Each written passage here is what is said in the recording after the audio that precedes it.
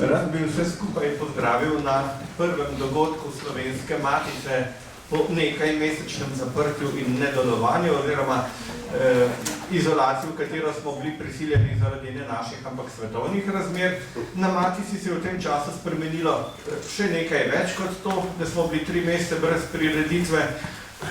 Zati večina misli, da vas sme, da imamo tudi novo urednico Miljano Culta, ki bo zdaj prevzela dolžnosti oziroma jih že prevzema. Danes bo imela eno malce manj hvaležnost, ker jo bo imela v bodoče. To je, da bo predstavljala knjige, ki jih pravzaprav sama ni urejala. Na naslednji tiskovni konferenci upam, da bo že drugače, ne Miljana. Kar pomeni,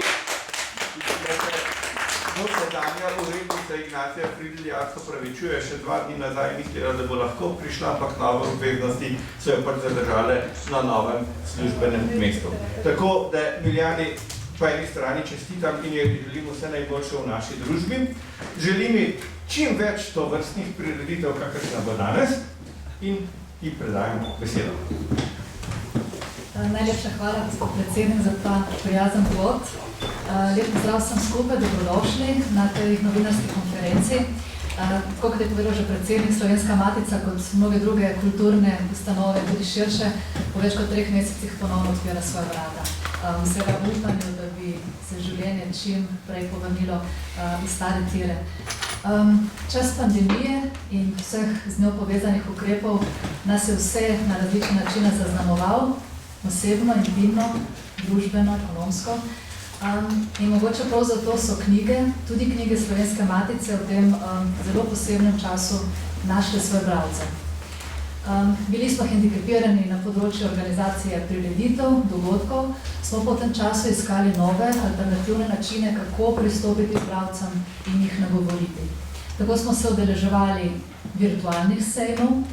Naj omenim recimo sejem Skavča, ki ga je organizirala Javna agencija za knjigo, sejem Liberak, potem sejem Na zraku po okviru Slovenskih dnevov knjige v organizaciji Društva slovenskih pisateljev in drugih dogodkov. In ob teh priložnostih smo se lahko prepričali, da knjige v vsakem času, v tako negotovem in posebnem, mogoče še bolj izrazito, najdejo svoje bralce. Torej, kar pa v teh mesecih ni zastalo, so bile priprave, izdajanja in tudi izdajanje novih knjižnih naslovov.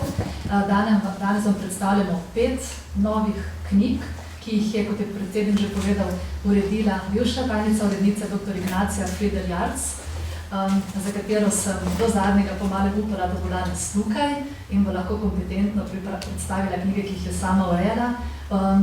To nalogo bom po svojih najboljših močeh opravila sama, seveda s pomočjo vseh avtorjev, prevajalcev in soustvarjalcev.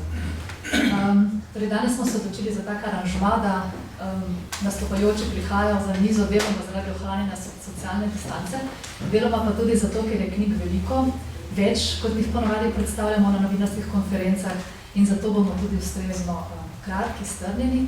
Naj pa povem, da bo vsaka od teh knjig deležna izdatne predstavitve na številnih dogodkih. Organizirali bomo v Ljubljani, širom Slovenije in seveda tudi v zamejstvu. Tako, začenjamo s knjigo, ki je izšla v zbirki Knjige mest. Knjige mest so zbirka Slovenske matice, ki iz različnih gledišč, zgodovinskega, literarnega, tudi filozofskega, likovnega, osvetljujejo vidna in tudi bolj skrita življenja posameznih mest iz Slovenije in širše. Doslej je šlo že 14 knjig, med njimi so ljubljanska, goriška, tržaška, blejska, kamniška, celjska in številne druge. V prihodnjih letih načrtujemo dunajsko knjigo, celjsko, idrijsko. Danes pa predstavljamo knjigo, ki je natanko 15. za povrstjo v tej zbirki, in to je Trboveljska knjiga. Avtor zbora tekstov in urednik je Uroš Zupan, ki ga kar povabim, da pride za to veliko mizo. Uroš Zupan, ugledan pesnik in esejist, je seveda rojen v Trbovljah, že 30 let ali več živi v Ljubljani, je pa seveda ostala pa Trbovlje kraj njegovega literarnega navdiha vsi skozi. Vsi, ki poznamo njegovo poezijo, vemo, da Črtrbol v take ali drugačne podobi izbori mesto med njegovimi verzi. Želutno zdaj podajam besedo, da prosim, da pove, kako je potekal izbor pravzaprav tekstov. Mogoče bi samo še to povedala, da je knjiga, konkretno trboveljska knjiga, zasnovana nekoliko drugače od predhodnih del. Tukaj ne gre toliko za kronološki prikaz razvoja tega mesta, ampak za zelo žanrsko pester izbor del. Če še kaj poveš, potem lahko res rečem, hvala lepa, da ste poslušali, ne, da se povedali, da to vrem dol. Jaz sem se hotel, v bistvu, prva zadeva, sem se hotel zahvaliti Ignaciji, da je spravila to knjigo skozi. Predvsem sem se pa hotel zahvaliti tudi zaradi tega, ker se ni nič umešavala v moj sistem delanja te knjige, ker ta knjiga je drugačna od knjig, ki so prej, ki so prej šle v tej zbirki. Motivacija za knjigo je pa, zdaj se upravičujemo naprej, če bom uporabljal kakšne besede, ki se v teh svečanih prostorih ne uporabljajo, ampak v Trbovljah se govori nek specifični jezik, no. Bom pa to, zakaj sem se jaz odločil, da to knjigo naredim, bom pa povedal skozi eno anekdoto.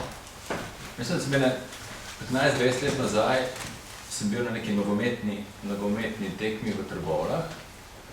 Rudar, ne vem, v kateri ligi so bili takrat, je igral z nekim slovenskim moštvom. Igrali niso preveč dobro. Navijaška skupina trboveljska, ki se imenuje Torcida, podobno po tej navijaški skupini Splitskega Hajduka, ki je tudi Torcida, pa niso bili zadovoljni s sojenjem. Skratka, imeli so občutek, da se jim dogaja krivica. Mislim, da je tukaj nekaj narobe, da jih golfajo, da se je svetovni red zaratil proti njim. In potem sem tam na tribuni stal in sem se začel pogovarjati. To je bilo nekako takole. Sem rekel, nas pa že novijo fukali, takole pa tu ne gre. A se spomniš, ko je bil 30 let nazaj? Pa se pa malo pogovarjajo, in smo počakali sodnika tam na dol, ki je bil tekma konc. In potem pač skratka tekme v konci, jaz grem domov, naslednji dan kupim ekipo v časopis, ki pač te športne dogodke pokriva, in je tudi ta prikaz te tekme, rezultate, in tako, ampak v velikem naslovu je bilo napisano navijači pretepli sodnika. No. Skratka, oni so se, krivica se jih je zgodila in so ukrepali, kakor so ukrepali. No. In jaz ne vem, koliko let nazaj, sem šel tukaj na Matico, ali sem v konzorciju videl, sem videl, da cela plejada teh knjig mestnih obstaja. In sem rekel, čakaj, to pa ne gre tako, mislim, Trbovsko knjigo pa moramo imeti, ne? Mislim, to pa tako pa ne gre, ne? In potem sem se odločil, tudi verjetno zaradi tega, ker se je malo moj odnos do mesta spremenil, ker jaz sem tam 30 let nazaj, sem praktično s Trbovlj sem zbežal, no? Ker se mi je zdel, da me to okolje utesnjuje in tako naprej, ampak potem je prišel do nekega kopernikanskega obrata. Gospod Hriber bo zdaj to, kar bom zdaj povedal, bo natančno vedel, če govorim, in sicer Trbovljšnica, to je reka, mislim, ta potoček, ki teče skozi Trbovlje, sem jaz zagledal kot nekar. Nekar je pa ta reka z poezije Friderika Hölderlina, skratka, kot nek kraj otroštva in tako naprej. Verjetno je bilo, skratka, je bil ta jeza prikrajšanost, ne vem kaj, da zdaj pa moramo knjigo imeti, ne, moj odnos do Trbovlj se je spremenil in potem sem začel počasi raziskovati in razmišljati o tem in brati tekste, da bi sestavil to knjigo. No. Osnovi knjige so pravzaprav dve. Jaz sem si to Trbovsko knjigo zamislil podobno kot ljubljanska knjiga. Ne. Ljubljanska knjiga je od teh mestnih knjig, je kar se tiče literarne kvalitete, ker pač vsi ti veliki pisatelji, ki so bili v Ljubljani in so pač pisali tudi tekste v Ljubljani, od Lojzeta Kovačiča do Izidora Canka, Drago Janča, Vitomir Zupan in vem kaj še so v tisti knjigi. Skratka, jaz sem si knjigo zamislil, to Trbovsko knjigo, da ne bi imela neko kvaliteto literarno, da ne bo to domoznanska knjiga, podobno kot jo ima podobno, skratka, da ne bi se bližala ljubljanski knjigi. To je ena zadeva. Ta druga zadeva je pa še, na nastanek vpliva tudi knjigo Aleša Guliča. Aleš Gulič je naredil leta 1978, jaz sem bil takrat v prvem letniku srednje šole, Šarabanka je naslov knjigi. Šarabanka je, če odprete kakšen, ne vem, v naši besedi, je tudi noter ena od izdaj Slovenska socialna lirika, to je zelo znana pesem Toneta Seliškarja. Šarabanka je pa tisti vlak, ki je včasih vozil skozi čez dolino. In sem rekel, zdaj bi pa jaz naredil neko podobno zadevo, kot jo je naredil Gulič, ampak Gulič je imel širši kontekst. Tiste je bila revirska antologija. Jaz sem pa rekel, se bom skoncentriral samo na Trbovlje. In potem sem začel skratka brati tekste in tako naprej in je nastala takšna knjiga, kot je. Ampak knjigo, kot sem že rekel, si nisem zamislil kot nek linearen prikaz razvoja mesta od, ne vem, kdaj do danes, ampak knjiga ima nekakšno mozaično strukturo. Skratka, gre za preskoke v času. Preskoke v času, sem se pa trudil, da bi bila ta poglavja vseeno urejena po nekakšnem vrstnem redu. No. Tako da ta vrstni red je, recimo, če so določene omembe nečesa na nivoju vsebine, potem v enem poglavju, potem v naslednjem poglavju sledi tisto, kar je bilo omenjeno v prejšnjem poglavju, recimo. Ne. Tako, dva primera, recimo. Mira Mihelič piše v tem romanu Mladi mesec. To so določeni izseki iz tega rodarskega življenja, kako so rodarske ženske nabirale regrat. Skratka, ko je tega poglavja konc, sledi recept za regrat v solati. Recimo, notri je ena moja pesem, ki ima naslov Trbovlje, kjer pišemo Srečku Kosovelu in sicer v tem njegovem manifestu Umetnost in proletarec. Naslednji tekst je Kosovelov manifest Umetnost in proletarec. Kosovel piše v tekstu Umetnost in proletarec o pesniških zbirkah Toneta Seliškarja Trbovlje in o pesniški zbirki Mileta Klopčiča Planteči okovi, potem sledijo pesmi z teh zbirk. Sem se pa recimo nekateri teksti, recimo v Trbovlju v nekaterih tekstih delujejo mogoče kot motivni drobci, kot neki nastavki. Nekateri teksti v knjigi so recimo v celoti posvečeni Trbovlju. No, teksti so tudi žanrsko različni, gre od lomke z romanov, gre za kratke zgodbe, gre za memoarsko prozo, za poezijo. Povezuje jih pa kot nekakšna malta, kot povezujejo etnološki teksti Jane Mlakar Adamič, ki pač piše o higieni v teh rudarskih kolonijah, o hrani, in skratka z tega etnološkega vidika. Ampak, kot sem že rekel, da teksti niso ozko skoncentrirani na Trbovlje, ampak so noter tudi ene določene zadeve, ki obstajajo v imaginariju Trbovčanov, niso pa, ali pa nekih navad ljudi iz Trbovlja, niso pa vezane na Trbovlje. Recimo, noter je ta znamenita vinjeta Ludvika Mrzela, ki ima naslov Plašč. Dogaja se na poti z vlakom od Trbovlj do Ljubljane. To smo se učili recimo po slovenščini. Skratka, ogromno Trbovčanov se bo v Ljubljani pač poznajo to pot in tako naprej. Sem rekel, tudi to knjigo. Fino je, ker jo uvaja moja pesem Večerni vlak, ki govori o zapuščanju Trbovlja z vlakom, recimo. Potem so pa določene zadeve z Ervinom Fricom, moram reči, da so bile kar težave, potem sem lepo razložil koncept in tako naprej. Ervin Fric je spregovoril, da dve pesmi so specifično vezane na Trbovlje. Ena pesem je pa vezana na Marijo Reko, skratka na te okoliške hribe, ki so med Savinjsko dolino in pa vasi med Savinjsko dolino in med Trbovljem. Tako da se knjiga tudi na ta način se širi. Noter je pa seveda tudi komplementarno slikovno gradivo, tukaj gre spet za znane slovenske slikarje, recimo od Marije Pregledne do krasen mozaik na Delavskem domu Trbovlja, za njega Prešernovo nagrado, recimo. Potem so noter Janez Knez, je bil slikar trbovski, ampak v bistvu so ti linorezi Janeza Kneza, ti njegovi industrijski objekti, so nekakšna osnova za določena dela skupine Jedvin ali pa skupine Lajba, recimo. noter je recimo tudi Kalin ima tega znamenitega pastirčka, ki je na televiziji, ne. Mislim, on je tudi v Trbovlju, so ki bi potem je tukaj Stojan Batoč, ne. Jaz sem tako, moram reči, da sem izjemno zadovoljen s knjigo, da se je tako fajn skupaj postavljeno, no. Mislim, da nisem tega naredil, ko sem že v eni knjigi naredil, recimo, da sem naslove posamičnih pesmi dal v škatlo in žal in sem jih ven vlekel in sem potem pač knjigo tako sestavil, skratka po naključju, ampak je tukaj po nekem asociativnem sklopu in tako naprej, imam občutek, da je knjiga zelo dobra. Vse pa tudi nekako kot Trbovčan, pa kot Trbovlja so v mojem imaginarju, recimo jaz že 30 let ne živim v Trbovljah, so v bistvu, jaz nimam neke veze z resničnostjo, tam, tisto, ki je bila tam, ne, niti ne.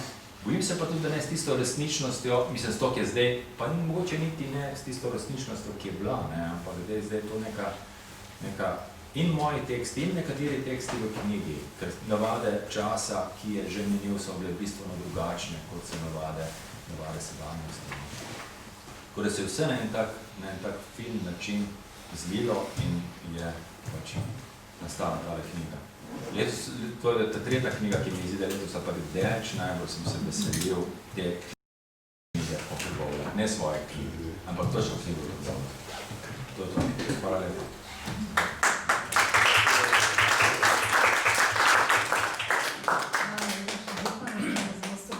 Osebno predstavitev.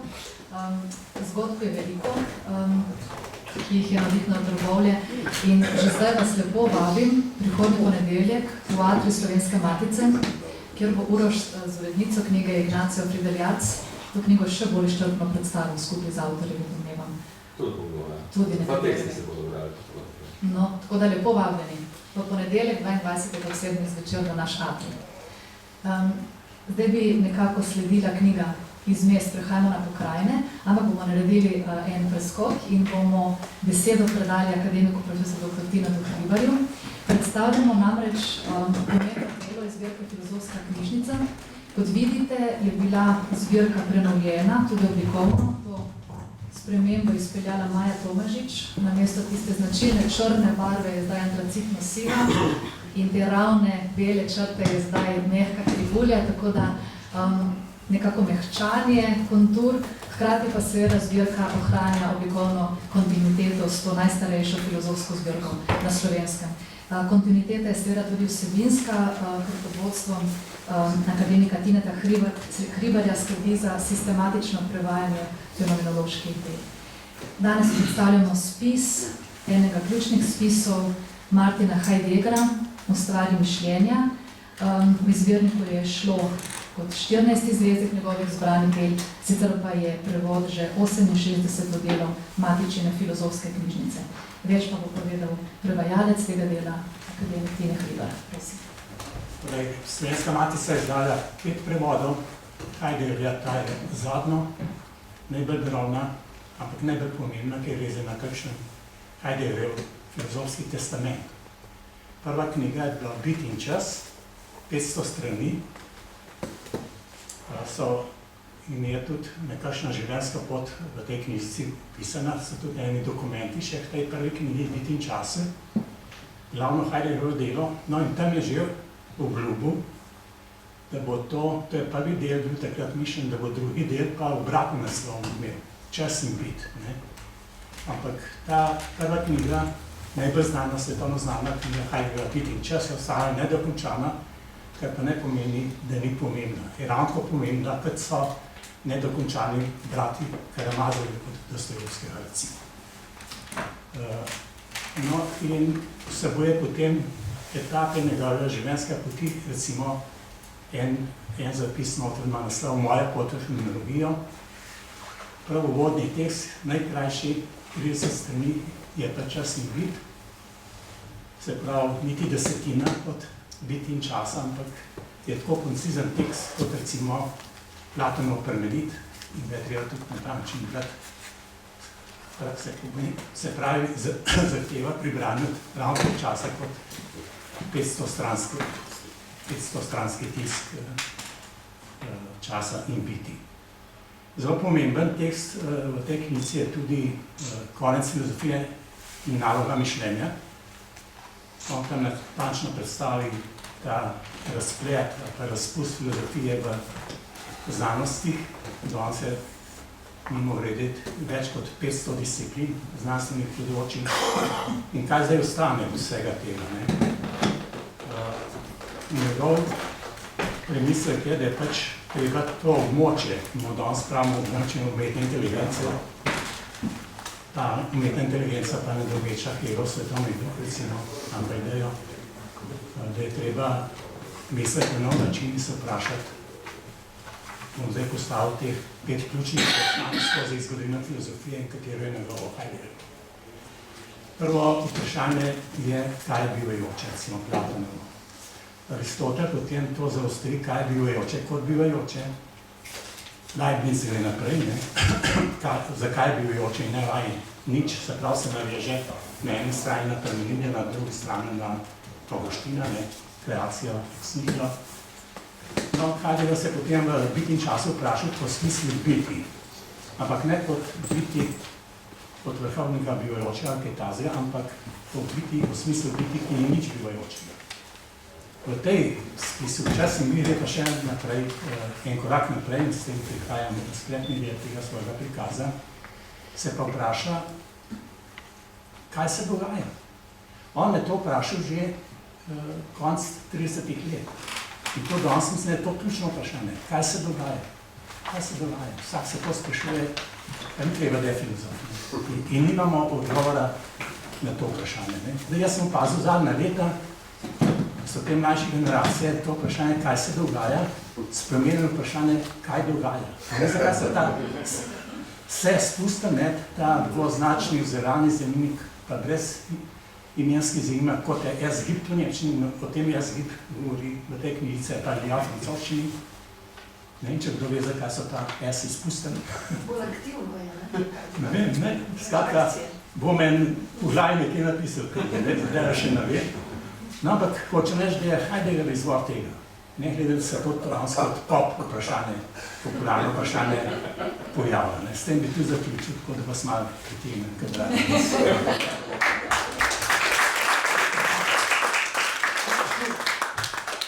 K branju in zopet k dogodku. Septembra bomo v mestni knjižnici predstavili to delo na poglobljen način, tako da mogoče pa do takrat nastane ta spis v povezavi. Nadaljujemo, to kot smo si začrtali, se pravi iz mest k pokrajinam. Leta 1892, gospa Ignacija me je danes zjutraj pozdravila na to letnico, je pri Slovenski matici začela izhajati zbirka Slovenska zemlja. In v tej zbirki je izšla pred več kot 100 leti tudi knjiga Beneška Slovenija, Simona Rudarja. Septembra načrtujemo posvet prav v tej knjigi ob obletnici izida, ki je pač pomembno, zelo sugestivno zavestila Benečijo na zemljevidu slovenskega življa. Tudi druge knjige so išle kratkim v tej zbirki, o Ljubljanskem barju, o Vipavski dolini. Tokrat pa predstavljamo knjigo, ki se posveča eni največjih pokrajin Slovenije, to je Slovenska Istra. Gre za zelo obsežno monografijo, načrtujemo jo v 2 delih. Prva osvetljuje bolj naravoslovne vidike tega prostora, druga, ki izide v prihodnjih letih, pa se bo posvetila oziroma bo ponudila bolj humanističen pogled v to pokrajino. Knjigo Slovenska Istra, ki je plod večletnega raziskovalnega dela, so uredili dr. Jernej Pavšič, dr. Matija Gogala in dr. Andrej Seliškar. Zdaj pa bi besedo predala kar dr. Pavšiču, da nam to delo predstavi.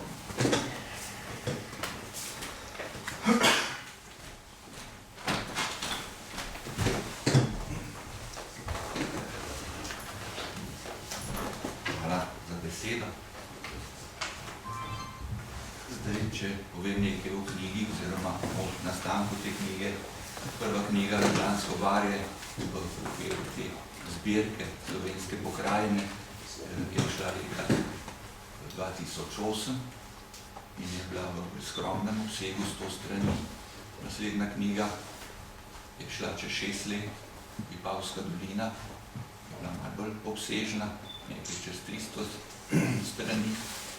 No in letos, spet čez 6 let, je šla naslednja knjiga, Slovenska Istra, ki pa obsega blizu 500 strani. Se pravi, gradivo se je množilo. Ko smo zbirali gradivo za to knjigo, smo skušali tudi humanistiko vključiti.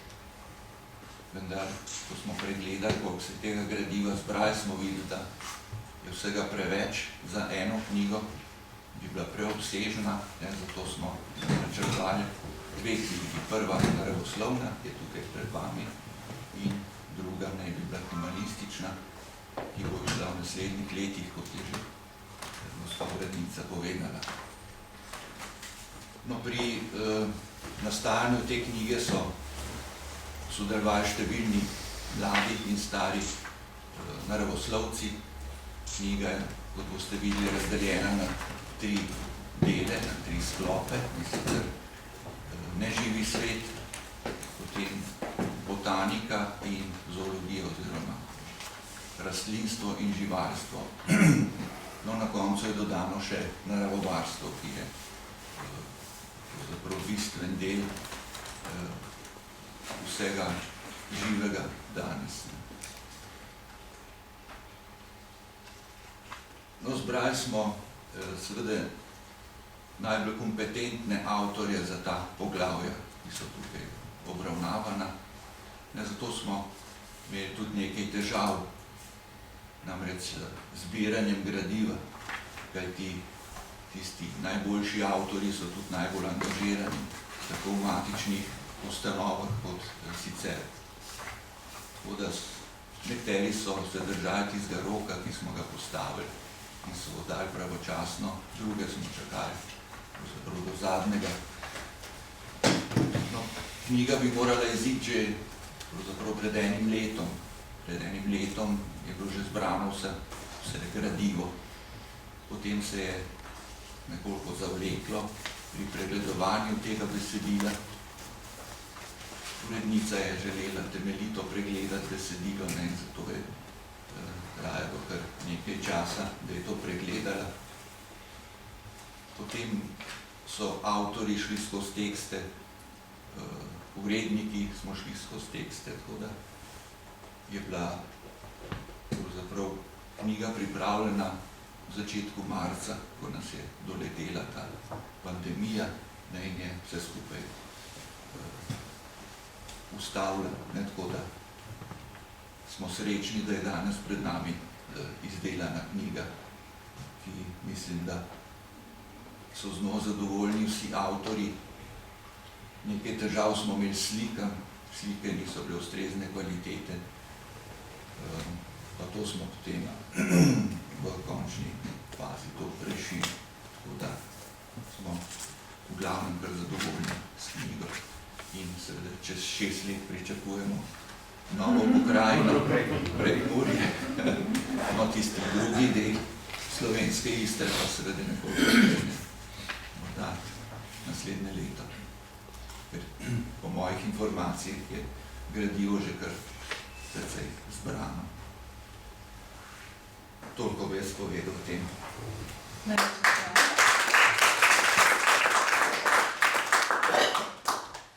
Uredniško je gotovo knjiga izjemno velik zalogaj, ker obsega zelo kompleksne študije, veliko slikovnega gradiva, veliko zemljevidov, tako da iskrene čestitke vsem urednikom in tudi našim hišnim urednicam, ki so opravile veliko delo. Od narave k duhu, zopet, naslednja na vrsti je knjiga dr. Irene Avsenik-Nabrgoj z naslovom Trpljenje in smrt v zgodovini judovske literature. Ta znanstvena monografija je zadnji del trilogije te avtorice, ki se posveča judovskemu ljudstvu, judovskemu vprašanju.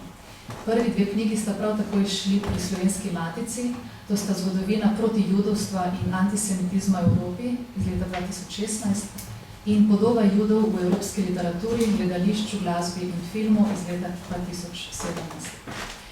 Gre za izjemno delo v mednarodnem prostoru, ki odstira to judovsko zgodbo v vsej njeni kompleksnosti, barvitosti, tragiki. In če dovolite, bi samo prebrala misel dr. Toma Virka iz besedila Na zavihu, ko pravi: znanstvena dela dr. Irene Avsenik-Nabrgoj niso vredna pozornosti le zaradi znanstvene odličnosti, temveč so tudi širše družbeno pomembna, saj ne zadevajo zgolj specifično znanstvenih problemov, ampak se dotikajo temeljnih znanstvenih vprašanj, ki zaznamujejo vsakega posameznika v njegovi konkretni eksistenci. Žal je avtorica knjige danes odsotna, bo pa njeno predstavitev prebral akademik profesor Kraševec, ki ga lepo povabim na knjizi.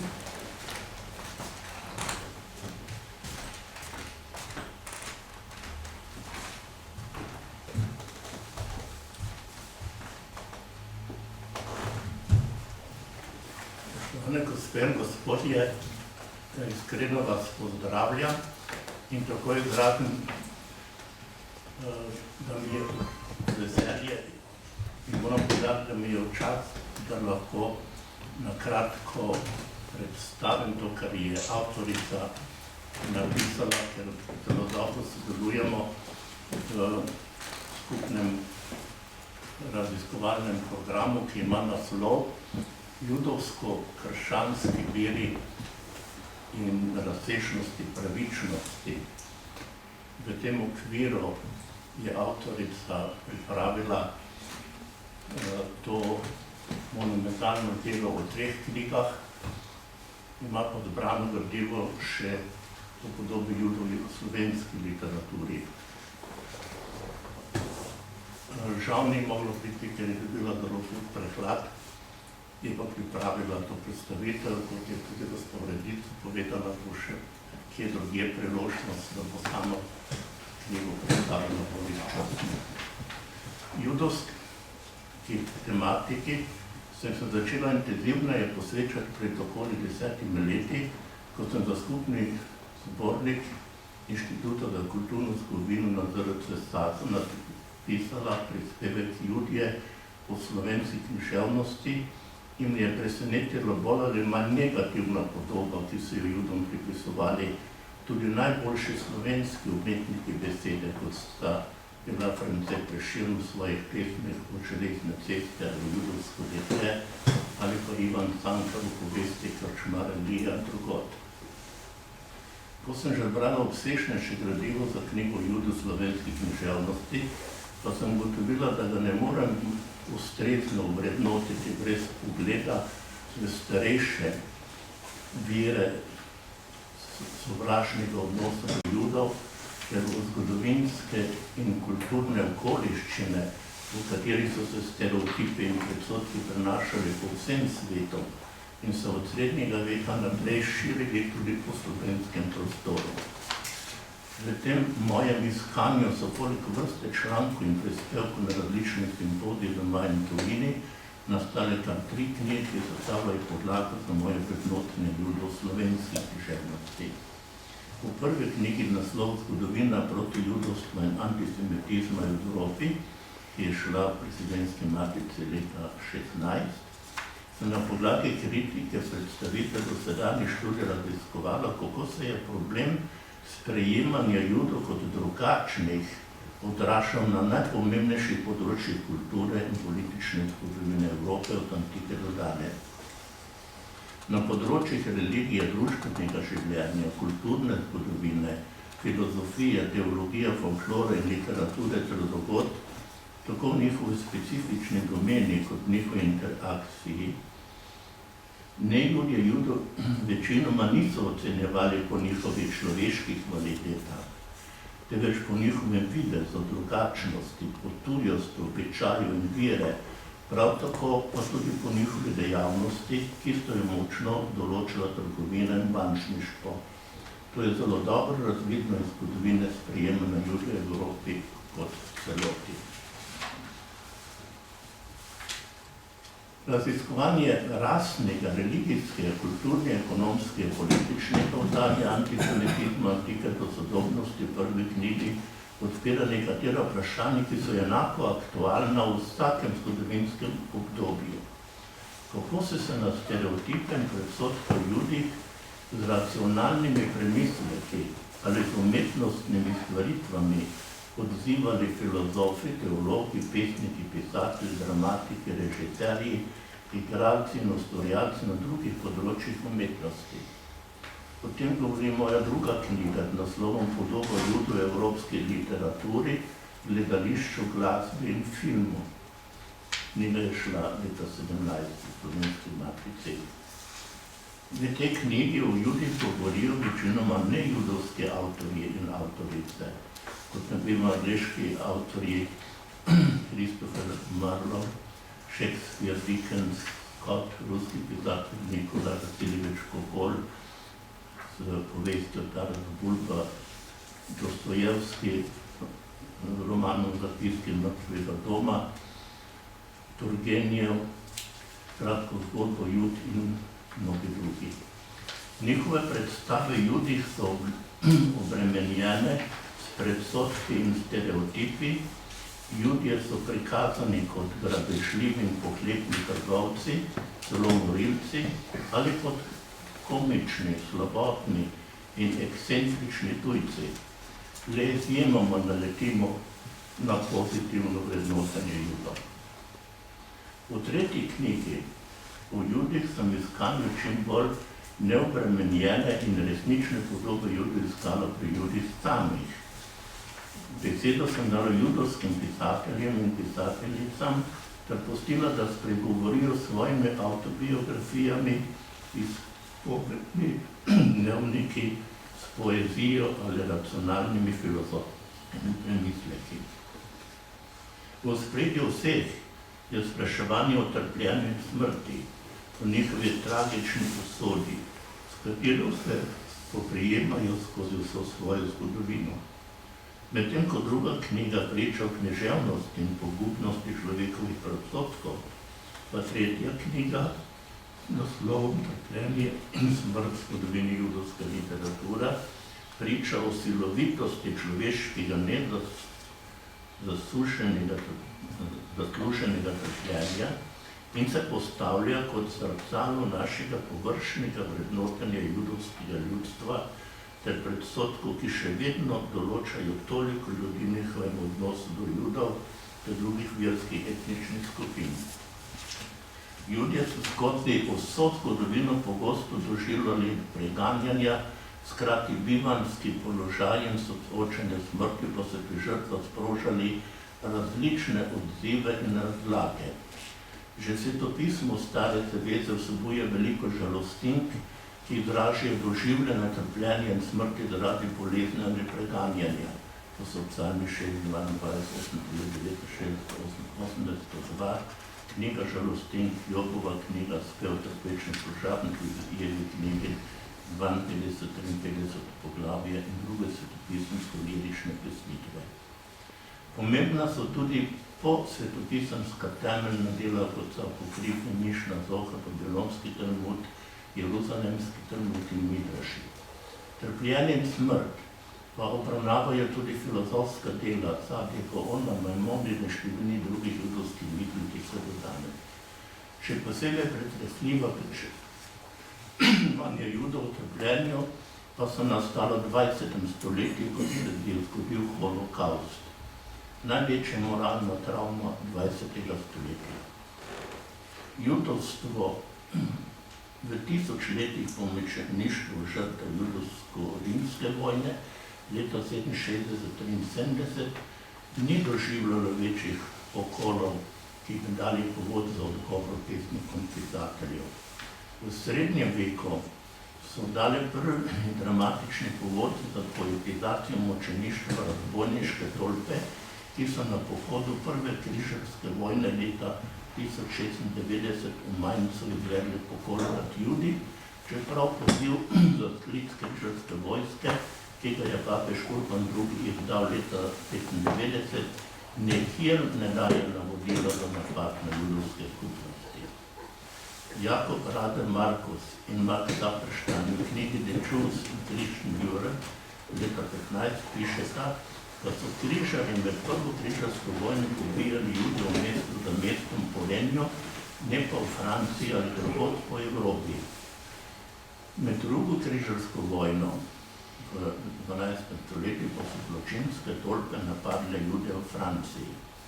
Po teh pogromih je nastalo veliko komemorativna literatura v prosnih kronikah, v materioloških popisih in pesniških žalostikih za žrtve pokola.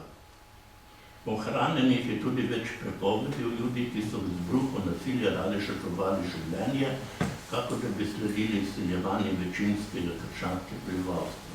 Ti opisi iz današnjega stoletja so postali temelj srednjeveške judovske poetizacije mučeništva.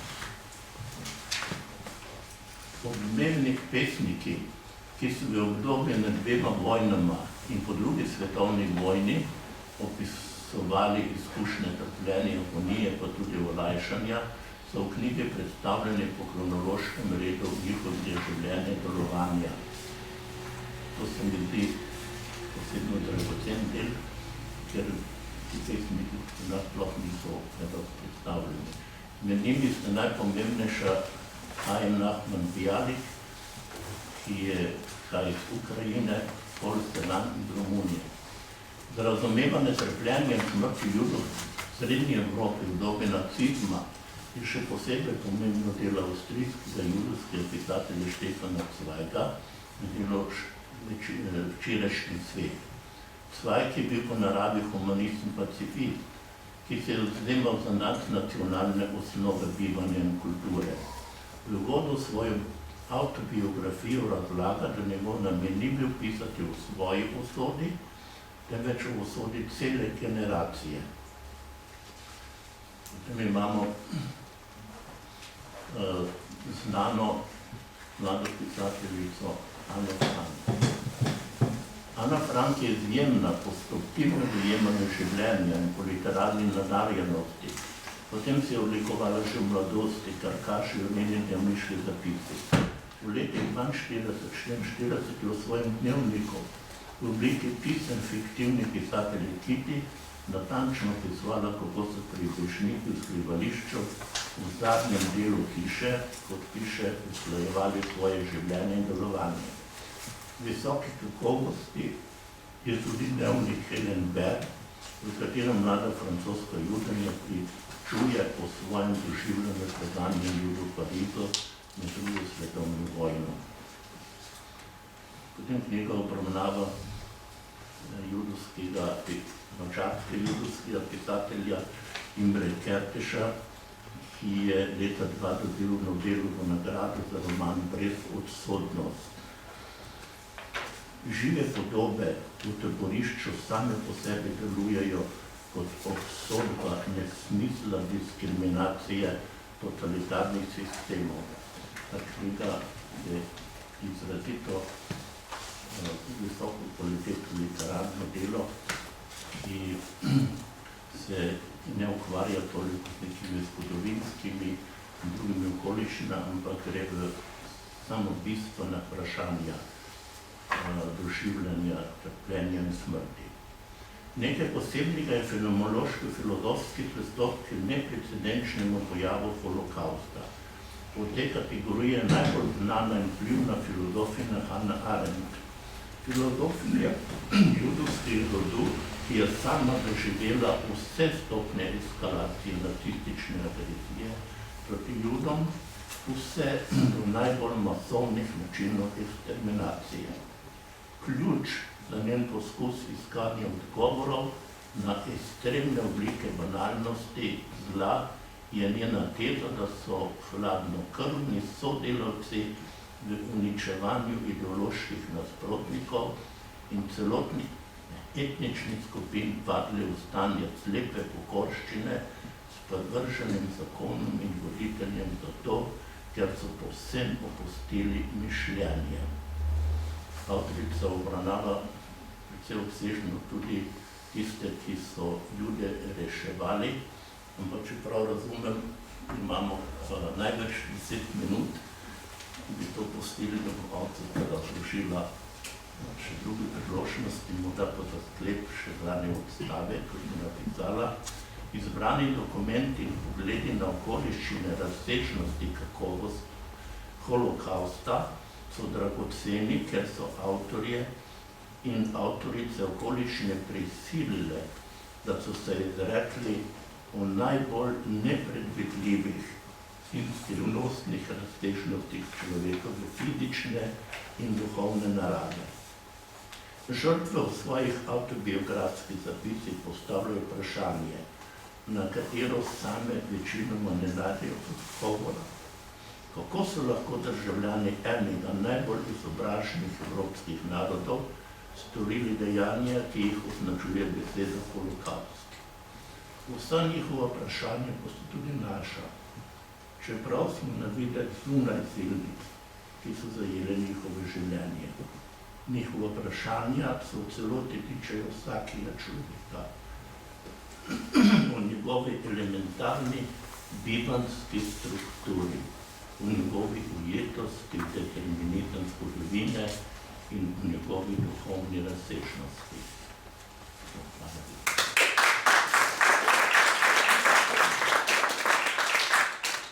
Najlepša hvala, profesor Kraševec, da ste prebrali to zelo zanimivo predstavitev. Dr. Avsenik Nabergoj je tukaj podala veliko izhodišč za poglobljeno razpravo. Jeseni bomo, kot smo se že pogovarjali, organizirali več dogodkov. Upamo, da tudi v Mariborski sinagogi in v Trstu, kjer sta močni judovski skupnosti. Naj omenim, da je knjigo dr. Irene Avsenik Nabergoj podprla Teološka fakulteta in Agencija za raziskovalno dejavnost Republike Slovenije.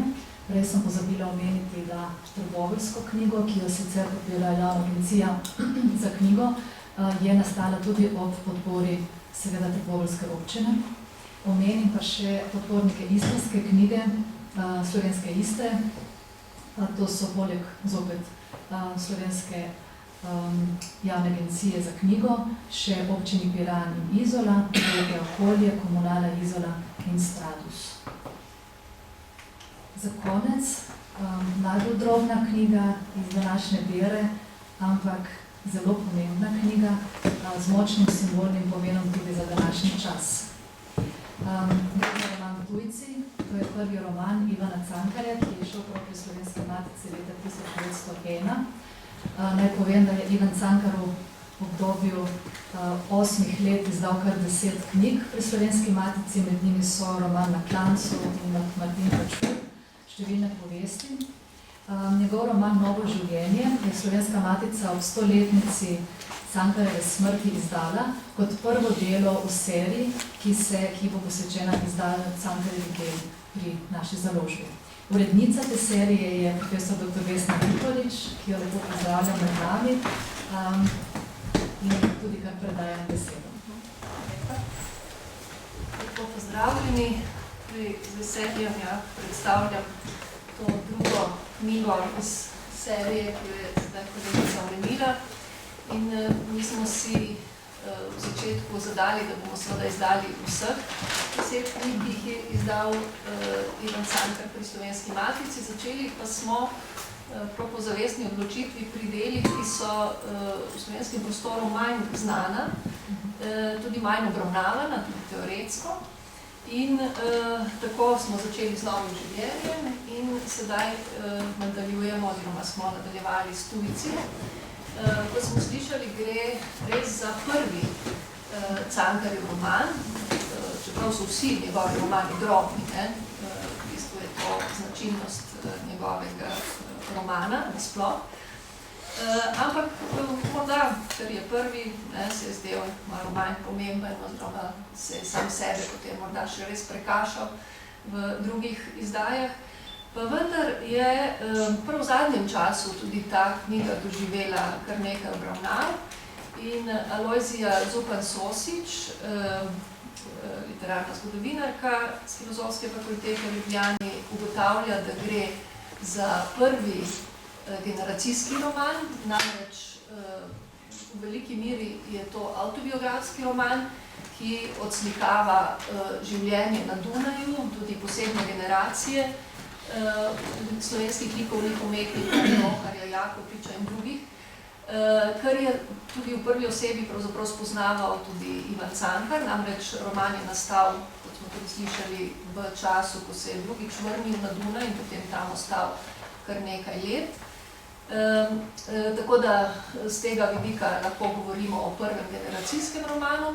Hkrati pa Zupan Sosičeva pravi, da je to pravzaprav prvi pravi ljubezenski roman, ker je ljubezen koncept, ne samo tematika, ampak konceptualno se prepletajo 3 ljubezni v tem romanu, in sicer ljubezen do domovine, ljubezen do umetnosti in ljubezen do ženske.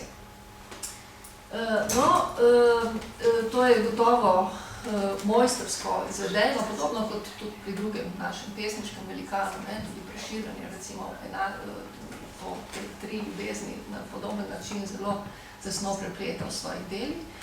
Ampak seveda tukaj gre za prozno delo, gre za poskus res romanesknega dela, ki je v veliki meri realistično, vendar pa seveda se čuti tudi Cankarjeva nova poetika, torej nova romantika, tudi simbolizem. In sama pravzaprav poskušam to Cankarjevo novo poetiko razumeti skozi njegov jezik, torej pristopam k njegovim delom s teoretsko zaslovo literarne pragmatike, ki torej vstopa v literarno delo preko jezika, preko besede. In to se pri Cankarju zdi še toliko bolj pomembno, ker je tudi sam Cankar, gotovo poznate kakšna njegova pisma, pa tudi kakšna druga razmišljanja, ker je zelo zavestno razmišljal in tudi nakazal, kako je premišljeno izbiral besede.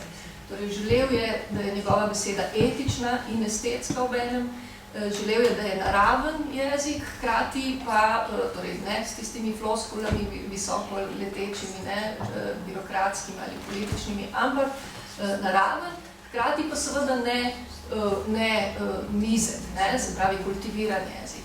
In vse to je zanimivo dosegel ne z velikim obsegom besed. Torej, zdaj nove metode digitalne humanistike celo omogočajo, da pridemo do statističnih podatkov in tukaj se mi kaže ne samo pri tem romanu, ampak tudi pri drugih njegovih delih, da v bistvu operira z majhnim številom besed, ki pa jih, torej njihovo moč, dosega z bodisi prav eksplicitnimi modifikatorji, posebnimi, spet zelo preprostimi pridevniki recimo, ampak jih ponavlja, torej vse te besede ponavlja v vedno novih kontekstih, v posebnih gramatičnih vzorcih, v posebnih, torej tipičnih za njega, ampak v bistvu za tisti čas novih, to je posebna skladnja, poseben ritem tudi izhaja iz tega in tako naprej. Seveda ne rada govorim samo o številkah, ampak zdaj tukaj danes ne bo časa, da bi pregledali vse to, kako se to kaže v romanu Tujci, ampak zanimivo je, da je prav ta analiza pokazala, da se v tem romanu 100-krat ali 102-krat ponovijo besede s korenom tuj. Se pravi, v tem drobnem romanu se nenehno pojavlja ta koncept tujosti in to sama sem, nekako, ko sem poskušala potem po skupinah razvrstiti te pomene, ugotovila, da gre za nekih približno 30, več kot 30 pomenskih pol tega tujstva. To je ogromno. V slovarju imamo 14 recimo pomenov tujega, pa že to je veliko. In tako lahko sledimo tem konceptom, zelo različnim ali pa drobnim, recimo, torej konceptom z drobnimi pomenskimi razlikami, tako v okviru bivanjskega polja, se pravi, tu gre za najbolj običajen pomen, ki ga mi ponavadi zelo neposredno povežemo z besedo tuj, torej ne domač, ne naš, to, kar ni naše. Spravi, tu gre za tujino v tem smislu, kot jo tudi danes razumemo, ali za tujce, ki pač niso domačini. Vendar pa seveda tuj pomeni tudi drugačen. In še to, ti koncepti tujega niso samo negativni ali samo pozitivni. Torej, srečamo tako pozitivne kot negativne občutke tujega v tem romanu. In tako tudi recimo v smislu drugačnega, srečamo seveda tujca kot recimo tujo umetnost, tudi slovenska umetnost je lahko tuja, kadar je velika. Torej, to pomeni, je drugačna, je dobra, je pozitivna. Ne? Lahko pa je tuje nekaj, kar je tako drugačno, da je nerazumljivo, da je tudi recimo ti slovenska kulturna smetana tedanja opredeli Slivarjevo umetnost, torej Slivar je, lahko rečemo, alter ego Cankarja samega, se pravi, gre za kiparja, ki ravno tako odide na Dunaj, ker mu v slovenski sredini ni mesta, se pa vrne potem v slovenski prostor, ker mu je obljubljeno, ker je bil izbran na natečaju za izdelavo Ketejevega kipa in seveda v upanju, da bo lahko izdelal ta kip, kroži torej med temi kulturnimi velikaši tedanjimi, ampak njegovo delo označijo kot tuje. Torej drugačno, v smislu nerazumljivo, v smislu njim je to predstavljalo nekaj negativnega, ne, bolj kot pozitivnega. Skratka, vse te bivanjska občutja veže seveda, torej, kot vidite, tudi na umetnost. Recimo, zanimiv je koncept tujega dela. To je tisto delo, ki je bolj obrtniško kot umetniško. Se pravi, tisto delo, ki ti ga zapoveduje tuja roka, torej, ko si odvisen od nekoga, ne pa svoboden pri svojem umetniškem ustvarjanju. Ne. Se pravi, različni koncepti tujega vezani na umetnost, tudi socialno, tudi na socialno polje veže koncept tujega. Recimo, ženske iz socialnega dna, ki jih je tudi Cankar srečeval v dunajskem okolju in jih seveda tudi Slivar imenuje, to so same tujke. Se pravi, tukaj spet ne moremo reči, ali je to pozitivno ali negativno. To je nekaj, kar je nekomu z vidika neke družbe drugačno v smislu, da odstopa. In seveda gre za tujost na področju ljubezni, se pravi, v začetku, ko pride na Dunaj, celo upa, se zaljubi, se resnično zaljubi in takrat prvič se občuti sprejetega, vendar se tudi v tem odnosu do žene, kajti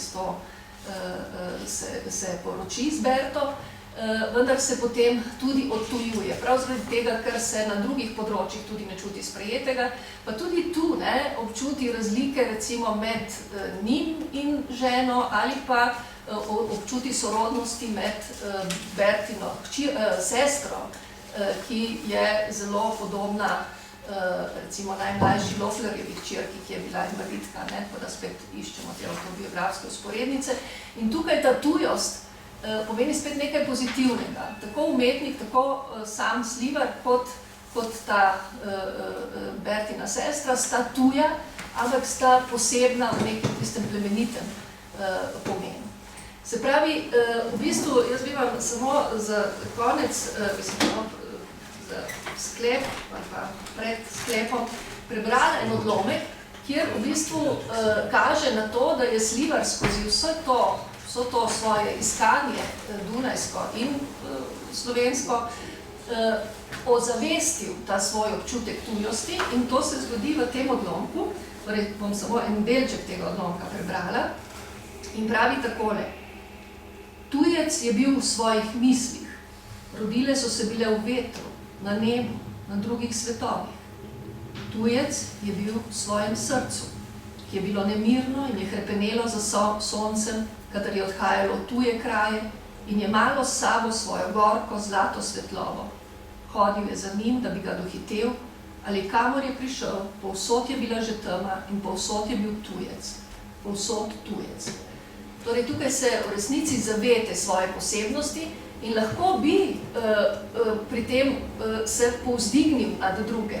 V bistvu o egocentrizmu v tem smislu govori prav v zadnji številki jezika in slovstva Andreja Leskovec, ki je napisala torej prav študijo o romanu Tujci in poudarja prav ta egocentristični pravzaprav pogled, neempatičen. Sama pa mislim, da če bi Slivar se tukaj pokazal kot vzvišen zaradi te svoje posebnosti, da bi pravzaprav pristal na Hladnikovo držo, to je še en drug tak umetniki pravzaprav pravi, ja, to so vsi, ne, se ne morejo miriti z nama, deva vi pa po svoje, torej v bistvu gre za na nek način ne prestopnik, ampak tudi brezdomca, torej popolnoma se izključi iz družbe in na ta način živi svoje življenje, ne, Cankar išče naprej dom. In tukaj je ta protipol, ki se mi zdi tudi zanimiv, kajti skoraj tolikokrat, koliko se pojavi beseda tuj in druge besede s tem korenom, tolikokrat se tudi pojavi koncept doma in domačnosti. In to je še en citat.